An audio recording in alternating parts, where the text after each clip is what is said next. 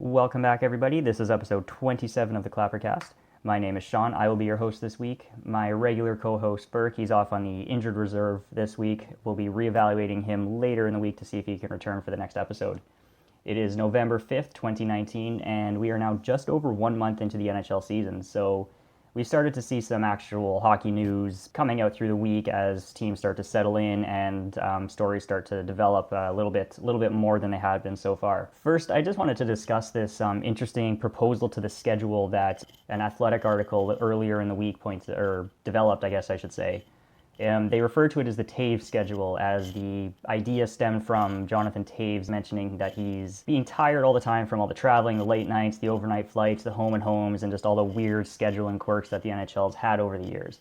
And what this proposal does is create more series versus teams, more akin to how baseball schedules rather than the all-over-the-place schedule that the league that has now. And this was especially interesting because in an age where we're trying to move towards more eco-friendly operations in a variety of different ways, something like this could be a really bold step that would actually significantly cut down on the emissions that each team uses and the amount of traveling that the teams do on all of their jets and all of their other modes of transportation is pretty significant over the course of an 82-game season for 31 teams. So I thought it was an interesting proposal, and even further than just the eco-friendly side of it, it'd probably be good for the well-being of the players as they have lengthier homestands. They can actually spend a little bit more time at home instead of just kind of the one-day stops in between road trips. Though it would also mean lengthier road trips, but they would be more bundled together rather than spread out similar to the shorter homestands. And there'd also be a bit of a less compressed schedule, allowing for players to actually have more regular sleep cycles. There'd be more rest in between games and series, and they wouldn't have to worry about finishing a game one night at 10 o'clock, hopping on a plane for a 3 a.m. flight to wherever,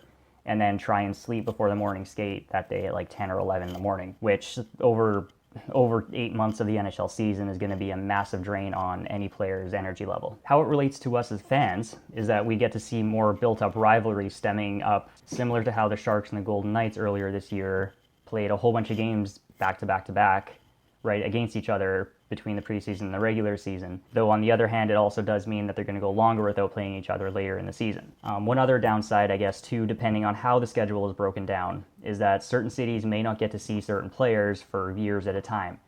And in a league that doesn't really do very well at marketing their stars, it's hard to do that when the city never gets to see them. Another downside is that there's going to be way lengthier road trips, which could mean weeks without home games. So local fans, local businesses, and the arena operators are probably not going to like that too if they're going to have 1 month where they only have like one game at home or something. Ultimately, from an implementation standpoint, scheduling would end up being difficult when you're trying to schedule 3-week-long homestands with the amount of teams that share buildings with basketball teams. That it's difficult enough to schedule one team in a building that's multi-purpose, never mind having two teams trying to fight for the exact same surface, with the transition time of taking it from ice to basketball court and back to ice in between all of that. Overall, it's a really intriguing thought. It would absolutely take some getting used to. Admittedly, I don't know if I'd enjoy that with the way that we're used to watching hockey, where you kind of get to see a variety of teams instead of 3 games against one team in a week and then you never see them again the rest of the season. But the benefits for the well-being of the players and the reduction of emissions from travel would be enough to overlook most of that. Ultimately, we are pretty averse to change. While it seems like it'd be difficult now, if they actually implemented it, it wouldn't be too difficult to get used to over a couple of seasons. Though I ultimately don't think the league would want to implement that fully. That's too much of a change for what we typically get from the NHL. But they could be well served by trying to be more efficient with travel and kind of watching a bit more closely so that teams aren't jumping cross country every other day, when they could actually be more efficient in how they travel by spending a few extra days on one side of the country rather than going all the way out west for a game, back into the central, and then all the way back out west. They could rearrange that a little bit. Another big story that's coming out of Edmonton this season so far, aside from their hot start, that they are now sitting at 22 points in 16 games, which definitely not expected there, is the play of Leon Draisaitl. So he spent most of the last 2 or 3 years not necessarily in McDavid's shadow, but the perception has been that Draisaitl is just being dragged along by McDavid. Well, Draisaitl would not be the player he is without the presence of McDavid on his line. Draisaitl on his own is an absolutely outstanding hockey player that has developed his game in countless ways over the last 3 years under different leaderships, different coaching staffs. And so right now, Draisaitl is sitting third in points in the NHL with 27. He's sitting second in goals with 14. He's way up there for forwards in ice time per game, as he's currently averaging 23 minutes and 54 seconds of ice time per game, which for a forward, like you don't even see those numbers for defensemen very often, but for a forward that plays the type of game that Draisaitl does, 23 minutes and 54 seconds is an absolutely absurdly high number for average ice time. Is it sustainable over a full season? That's yet to be seen, but for right now, Leon Draisaitl is a very early Hart Trophy favorite. Based off of comparison to other players in the league, he stands out head and shoulders above them, and that's not just because he's taller than them. The main reason why I think he stands out so far over other players, namely looking at Pastrnak and Marchand as they're 1 and 2 in points so far this season, is how much ice time Draisaitl gets per game and how Draisaitl is utilized in every situation. So right now, Draisaitl averages 1 minute and 26 seconds of shorthanded time on ice per game, 3 minutes 26 seconds of power play ice time per game, and his offensive to defensive zone start ratio is currently 50-50. It was pretty much an even split when I looked last. Not to mention, Draisaitl is out there in final minute situations, he's out there in overtime, he's out there in difficult defensive matchups, he's got everything going on for him right now. And compared to who I would probably put as second right now, David Pastrnak, he has 18 minutes and 20 seconds time on ice per game. He does not have any shorthanded time on ice, and he gets 346 per game in power play time. And Pastrnak also has a 62-38 offensive to defensive zone start ratio. So taking the two offensive dynamos from the season so far, Draisaitl is more valuable to his team because of the different situations he plays in. And watching how Draisaitl has developed his game over the last season, and especially over this past summer, Leon Draisaitl has started the year probably as the best player in the league. He is even ahead of Connor McDavid right now, which brings up the major question out of this: is Connor McDavid a product of Leon Draisaitl? We can flip it this way, right? One other major news story that emerged from out of Winnipeg this past weekend is more information about Dustin Buffalon and what exactly has gone on behind the scenes there. So Elliot Friedman on the weekend gave a little bit more insight into kind of what's going on and why there's still so much secrecy. And we found out that the team is now getting to a point where Buffalon and his agent and the Players Association and the team are going to be likely heading into some sort of arbitration situation to determine what the financial implications are going to be for the team and whether or not they're going to be on the hook for his contract. To summarize the situation as we know it, with admittedly few details as they can't say a whole lot of what's going on just because of the ongoing pseudo-legal situation there, the Jets are saying that Dustin Buffalon was fit to play in his exit interview. He didn't tell anybody all summer that he was hurt, and he made it clear that he was ready to retire. On the other side, Dustin Buffalon is saying that he was hurt the whole time. Everyone knew it through the playoffs, but he took the summer off to heal and went to Winnipeg at the end of the offseason with the full intention of playing the season.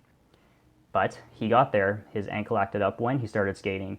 Then he had surgery where he discovered that he had a broken bone in his foot, and that's what was causing the issues when he started skating. So the major dispute is over whether or not this is a legitimate hockey injury, when it occurred, and when people knew about it. And I don't recall ever really seeing a situation like this before where we're actually disputing when the player sustained this injury, and it actually has major financial implications for Winnipeg because they might be on the hook for his contract.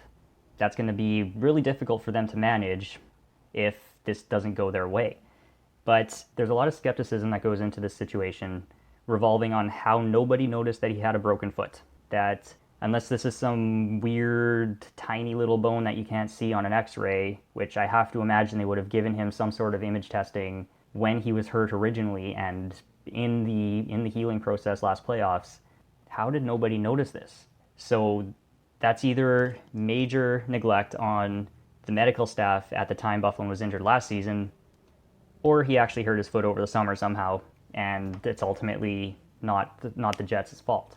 There's not a whole lot more to say about what's going on right now because we know so few details and there's no verifiable truth as to what the situation is other than speculation and little tidbits of information that Elliot Friedman's put out there. He's fairly trustworthy, so I believe what he's saying, and I believe his description of the situation is accurate. But we don't really know where and what and why this is all happening, and I really am interested to follow this this situation more closely as details start to come out, especially after the arbitration, especially after the settlement's reached, to find out exactly where, when, and why this is all happening. While we're on the topic of the Winnipeg Jets, Adam Lowry, who recently was suspended for a couple of games for boarding Oliver Shillington in Calgary, he immediately returned from suspension and had another very similar looking hit on the Vegas Golden Knights' Alex Tuch. So we're looking at two hits here that are a very similar situation where you have the opponent skating up along the boards with the puck. Adam Lowry glides in from one direction and just nails the guy right into the boards. So the biggest difference here is that Lowry did not hit Tuch on the numbers. The hit was more from the side. And this time Lowry also appears to have more of an elbow or a shoulder sticking out that may have hit Tuch high. I personally do not agree with the lack of suspension coming from what just happened, but I also understand that the Department of Player Safety isn't suspending the player, they're suspending the play. The player only becomes a factor in determining the length of the punishment, not whether or not there will be punishment. So I'm looking at the hit. I think it was high, but I also think that he got suspended for boarding last time. This hit wasn't necessarily boarding because he came at Alex Tuch from the side. He got him more square on, and there wasn't like a distinct directly in the numbers hit that we saw with Lowry on Oliver Shillington. It's really unfortunate that they happen so close together, but I think this is also an opportunity for Adam Lowry to maybe take a look at what he's doing and approach these hits along the boards a little bit differently, because they are very, very dangerous, and we don't need to see too many players getting nailed into the boards like this over the rest of the season. Next up, we've got the San Jose Sharks, and I'm pretty sure every single episode we've put out over the last month has been saying, oh, the Sharks won't stay bad, the Sharks won't stay bad, this is just a random cold streak. But they're still there. We're a month into the season, we're like getting close-ish to American Thanksgiving, and they're still tied for the second worst record in the league with 9 points through 15 games, and they're currently on a 5-game losing streak. They've got a minus 20 goal differential, and they're scoring about 2.5 goals per game. This is just not what we're typically expected to see from the San Jose Sharks team. And quite honestly, they don't even look good on the ice. It's not even a case of like, oh, they're getting the chances and stuff, they're just not scoring. They look really bad. Erik Karlsson has not performed up to the contract he just signed. And another major offensive player in Timo Meier has been completely invisible for most of the season. And many of their depth players are also not finding their way onto the score sheet either. One major issue with their roster that year in, year out has been an issue is their goaltending. But they've been so consistently stuck on Martin Jones, who has never turned it around into being that elite goaltender that they expect him to be. And he's now in his second consecutive year where he's still hanging out in like a mid to high 800 save percentage, which is completely unacceptable for an NHL level player. And yeah, you can put some of the blame on the team in front of him, but ultimately Martin Jones has had issues with his play for 4 or 5 seasons now. It started out back in the 2016-17 playoffs where Edmonton was able to get through San Jose because they figured out how to score on Martin Jones. He wasn't exactly an elite goalie back then. He just had a good season. And just ever since then, he's been regressing to the point that he's now sitting at an .887 save percentage, a 3.5 goals against average through his first 11 games of the season, which a bunch of that is team-based, because the goalie can only do so much when the team in front of him is also playing poorly. But they also need a goalie to steal a couple of games to give that team some confidence and to get things going. With the way the team has started, Peter DeBoer is absolutely on the hot seat right now, and I think he could be the coach that is closest to getting fired so far. The team, the way it's built and where they are in their cup window, cannot afford to have this type of underperformance because they don't know how long they're going to have left. With so many of the players that have led them to the playoff success that they've had either leaving or aging or getting close to retirement, there's no way that they're going to be able to sustain this long term. So unless they're looking to bank on some St. Louis Blues magic from last season into this year, they're not looking good, and they're not showing any signs of really turning it around either. So it's pretty worrisome as to think about where they're going to finish this year, especially because Ottawa's got their first round pick. So the way it's sitting right now, there's a very realistic chance of the Ottawa Senators having the first and second overall picks in the next NHL draft, which is generally considered to be one of the deepest in recent memory. So we can imagine what a boost to Ottawa's rebuild that would be to be able to get, say, both Alexis Lafreniere and Quinton Byfield in one draft. San Jose doesn't really want that to happen when they were really expected to be winning this division again this season. And as we get into the middle of November, that's kind of when you first start seeing coaches getting let go. Peter DeBoer is going to be one of the very first names on the list if San Jose doesn't have an immediate turnaround with a decent length win streak. One other major play that has been drawing a lot of controversy online over the past week is Milan Lucic's suspension. To summarize the play, Cole Sherwood of the Columbus Blue Jackets drove the net to look for a rebound. He smacked David Riddick's pad and glove after the puck had been covered. So Milan Lucic storms in as players do to protect the goalie. But this time, Lucic lunged towards Sherwood and punched him in the face before there was time to properly square up, which it's really just a fancy way of saying sucker punch. Lucic got 2-game suspension for this. There are a lot of people who are pissed off and saying how this is representing that it is now open season on goalies, that players are going to be free to run the goalies whenever they want, to smack away at hands and legs, and to just do whatever they want with absolutely no repercussions. I don't know where that's coming from, and I think that's a major overreaction to what actually is happening on the ice. I think it's people are latching on to old-time hockey values.